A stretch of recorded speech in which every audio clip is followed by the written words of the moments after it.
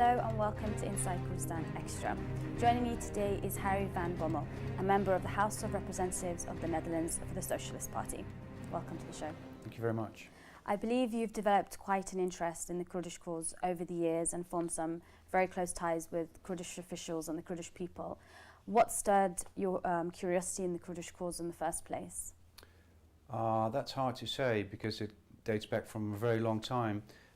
Of course, I have personal Kurdish friends, but that's not my motivation. As a spokesperson on European and foreign affairs, human rights is my core business. And whenever human rights are endangered, you'll find me in an active political position. So working with the Kurdish community in the Netherlands and the Kurdish in the respective countries where they live, human rights are of course a topic. So that's what brought me to the several parts of Kurdistan in Iraq, in Turkey, also in Syria. I've never been to Iran, but I hope to go there as well. Okay. What was it in particular about the Kurdish plight that really struck you, especially so many years ago? Was it the Halabja? Was it the Anfal? It was Halabja. Yes, it was Halabja because we've all seen in the Netherlands the images on television. And we know there is a link to a certain Dutch businessman who sold agents that were used to make poison gas. So that was obviously a turning point in history and also a turning point in the relation between the Netherlands and Kurdistan. Personally, my first time in Iraq was in the year 2000 when I went to Baghdad and an international humanitarian mission to protest against the sanctions that hurt the people of Iraq, and also to protest against the policy of Saddam Hussein concerning the Kurds in the north and the Shia in the south, and the international policy that he was conducting. So that was my first time, and in 2008 I was invited to speak at a conference in Howler on the recognition of the genocide on the Kurds. And after that I've been here a couple of times. Okay. As you mentioned, a Dutch businessman has had links with providing the raw materials for the chemical production that Saddam Hussein used on his own people. As a Dutchman yourself, how do you feel about that, especially someone who's very close to the Kurdish cause and has been working actively for them? Yes, I've been studying this case for a very, very long time. And I'm happy there's a book written about this specific case and this specific businessman by a journalist called Mr. Karskens, Arnold Karskens. He's the first to really describe how this went about. And it's obvious that Mr. Van Anraat, the person we're talking about, the businessman we're talking about, delivered the agents that were used to make poison gas before and after it was it was struck by the embargo. So he went through different countries to deliver the substances that were used. Someone breaking the law is of course not my personal or political responsibility, but I found myself very happy to be able to address this issue in Parliament, because at the time I first addressed this issue, the man was still at large. The man was still free and even had some sort of protection by the Dutch Secret Service.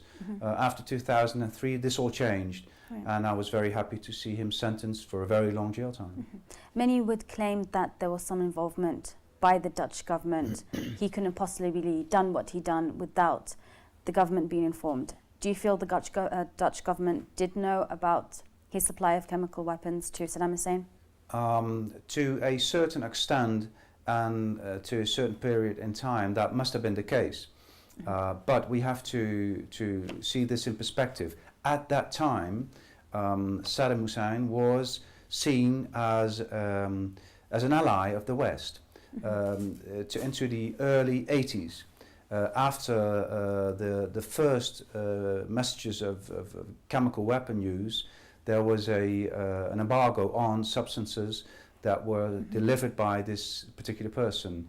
And after that, I think that what happened was without the knowledge of our government, because otherwise our own government would have been in breach of UN resolutions. And I don't think that's what happened. Okay. Obviously, Frans van Aert wasn't the only person who was supplying chemical weapons to Saddam Hussein. When people think about the chemical attacks they always look to Saddam Hussein, but how important is it that those that helped him, like Frans van Aert, also tried for their complicity in the crime? Yes, they should be seen as an accomplice. Mr. van Anraat is well known because he didn't show any remorse. And I've seen him on television saying, it is not my responsibility what other people do with the substances I sell them. But if you have the knowledge, and he had the knowledge, if you have the knowledge that these substances will be used against people, in the form of chemical weapons, then you are an accomplice for 100%. And that's what happened in the case of Frans van Anraat. And he was really very blunt about it, very frank about it. Maybe naive, but that's why in the Netherlands he's a well-known figure, and in this region as well. This year marks the 25th anniversary of the Halabja chemical attacks.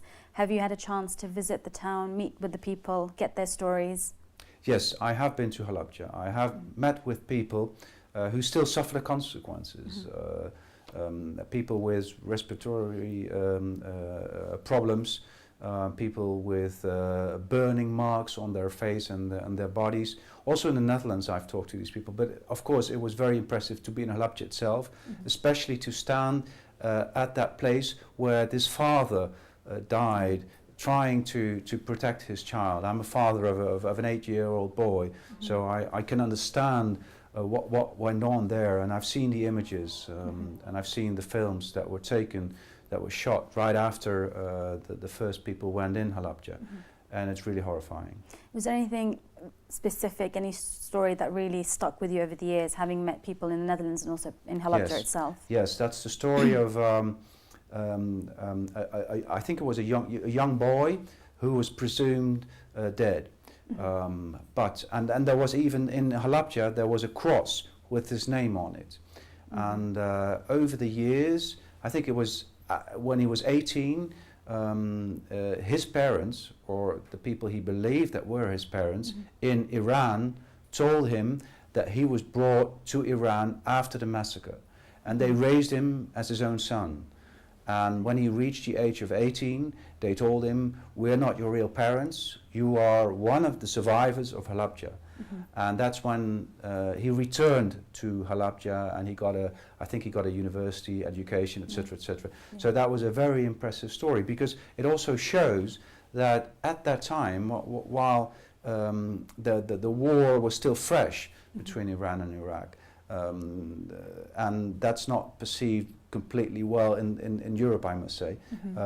At that time, many people were helped, were rescued in Iran, across the border, very close to Halabja. And that's a very impressive story, because it tells one aspect of the war and of the chemical attack that's not very well known. But also, of course, it's a micro story about one person surviving this horrific thing. As you know, Halabja is often claimed as the symbol of the Kurdish plight, the Kurdish cause. This is what the international community knows. Is it as widely recognized in the West about what happened to the Kurds? Is Halabja still the symbol of the Kurds in the West as it is here internally? Yes, it's a symbol, and I'm very happy to say that in my own parliament in the Netherlands, we are now ready to discuss the issue of political recognition of the Anfal campaign more widely, and Halabja as a symbol of what happened to the Kurds as genocide. And then we would follow the debate that happened in Sweden, in the United Kingdom, I think in Norway. There's a debate going on in Canada. And especially for the Netherlands, since we host the International Court of Justice, other important legal institutions, and of course because of the link there is because of the Dutch businessman that was involved in what went on. So I think it's high time that the Netherlands recognizes this historical event as a genocide.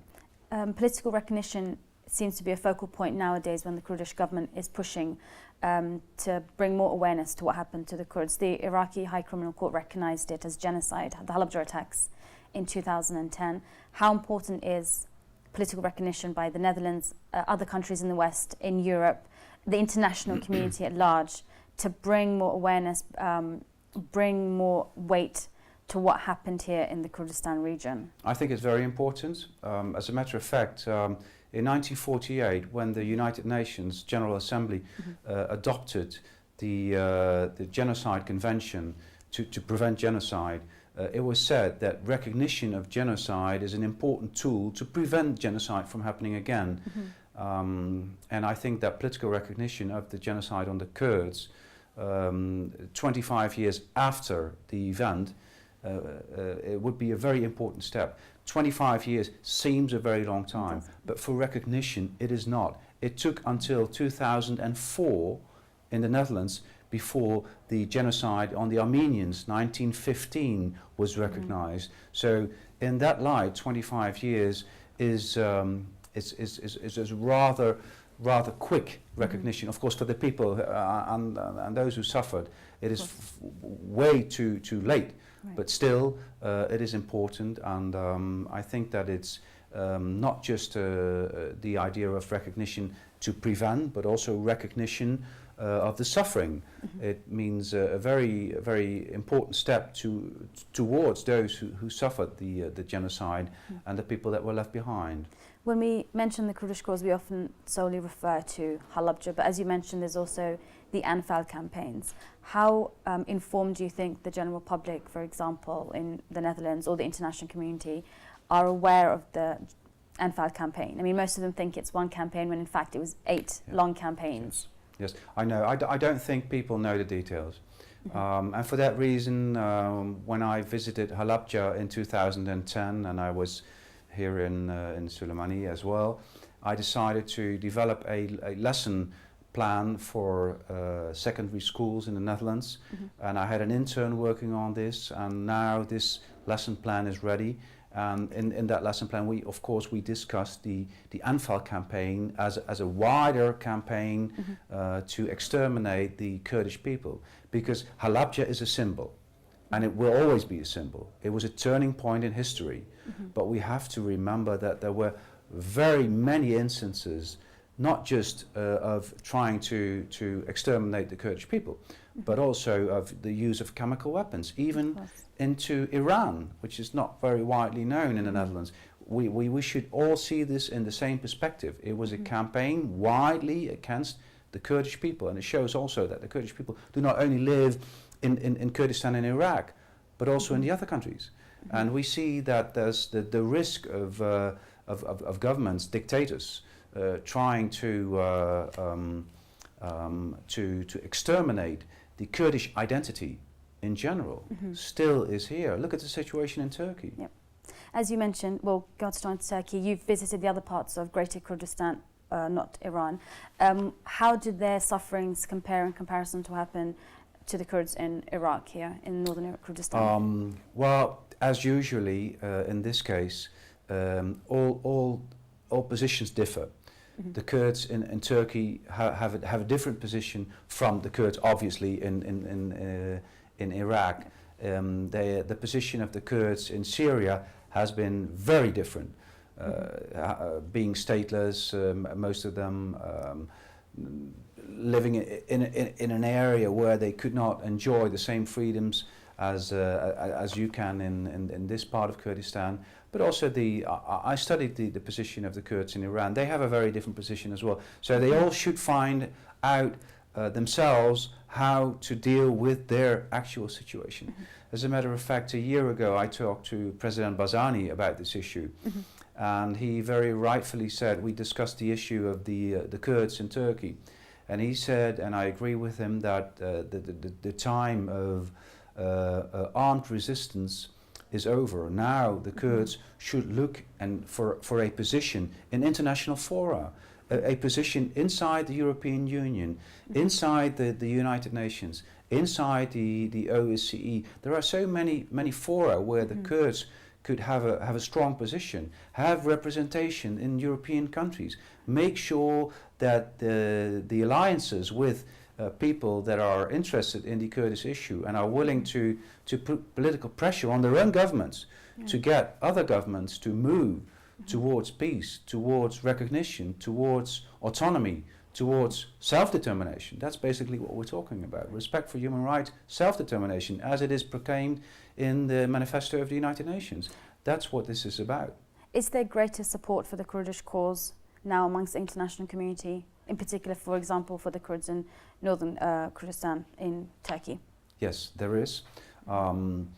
Basically because, of course, the European Union is in debate with Turkey about accession, so there's more knowledge. I think that the Kurds in Turkey are trying to use the right instruments, politically speaking, to get their position on the political agenda, not just of the European Union, but also of member states of the European Union, as my own. I visited Kurdistan in Turkey about a year ago, March 2012, and we talked to many people on the issues of mayors being imprisoned, politicians being imprisoned, journalists being imprisoned. So, and this is all on the agenda of the Dutch Minister of Foreign Affairs, on the EU agenda, and I think that there's more information and more debate, political debate, and more knowledge about the situation of the Turkish Kurds than ever before. Do you feel the Kurdish issue in Turkey can be resolved peacefully and diplomatically, taking into consideration that there are wide claims of Turkish human rights abuses towards the Kurds in their own country? Yes, I think it's the only way to solve this problem in Turkey. And it has to be solved with recognition of course, of the rights of the Kurds, but also we have to recognize the fears of the Turkish government and see how we deal with that.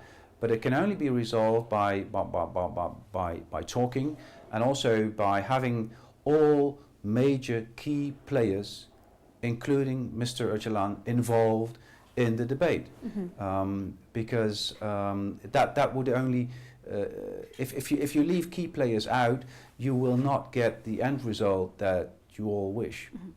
Abdullah Öcalan is the symbol of the resistance in northern Kurdistan. As you mentioned, he's a key player. How important, for example, would his release from prison be to solving the Kurdish issue in Turkey? Well, this is all related to, of course, the position of the PKK, which is now on the European list of terrorist organizations. The use of violence. This should all be, I think there's going to be a package deal where prisoners are going to be released, where people can play a political role, where the PKK will say that they will respect the ceasefire, that the Turkish army will refrain from using force. I think it will be a package deal. Step by step, this process will lead, I'm sure, to the wished outcome, and I'm fully aware of the position of the Kurdish leadership in Iraq that is playing a role, an important role in this issue as well. It is in the benefit of all in this region, but especially in Turkey itself, to resolve this problem without force.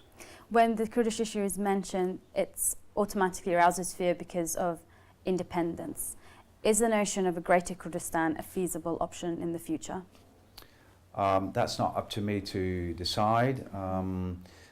I talked to many Kurds who think that that should be the outcome of the debate in the future. Fact, of course, is that the Kurdish people are the largest people without an own nation, 40 million, 50 million, some say. Many people living in the diaspora. Today here in South Kurdistan, in Iraq, I always advise people to make sure that you secure the stability that is here, because we see that many factors in the area, in the region, are unstable. And today it is secure, it is safe, and it is stable in Iraqi Kurdistan. That is very important, and you can only make sure that stability is here if you strengthen the institutions in your society, meaning political parties, parliament, legal institutions, independent journalism, etc., etc., etc. Education, invest in your own society, and then fully live the right of self-determination. I'm not here to advise people how they should organize their own state or their own society. We have difficulty in doing this in Europe ourselves, so maybe we're not the best to give advice in this respect. You were not a supporter of the 2003 war. I believe you called it a US-British legal invasion. It is. But 10 years on, how do you feel the country has developed, and particularly taking into account the Kurdistan region? Well, the basic thing, of course, is that 2003 invasion was outside the United Nations. It was in breach with the United Nations policy, and therefore we objected it. We also thought that the reason that was used, the threat of weapons of mass destruction, was a pretext, and we turned out to be right in this respect. But had it been a humanitarian reason, would you have supported that, knowing your background and what happened to the Kurds as well as the other Arab population? Had it been a humanitarian intervention, then it would have been different, because there were many victims, and there was no plan after how to deal with Iraq after the removal of Saddam Hussein. And that has left Iraq with the situation it is in today. Fortunately for the Kurds, the Kurdish region wasn't very much affected by the war. And so the starting position of the Kurdish region was a lot better than the other parts of Iraq. And we still see ethnic violence and turbulence in the rest of Iraq. So the one characteristic of history is that it does not reveal its alternative, that it does not show how where alternatives would have led to, and that is the same here. So I think our political position in 2003 was the right position, although of course I am very happy with everyone else that Saddam Hussein has left the political theatre, and that now there is a future, there is light at the tunnel for the people of Iraq. Where do you feel the main challenges still lie? For Iraq or Kurdistan? In particular, because the Kurdistan region seems to suffer less. Yes.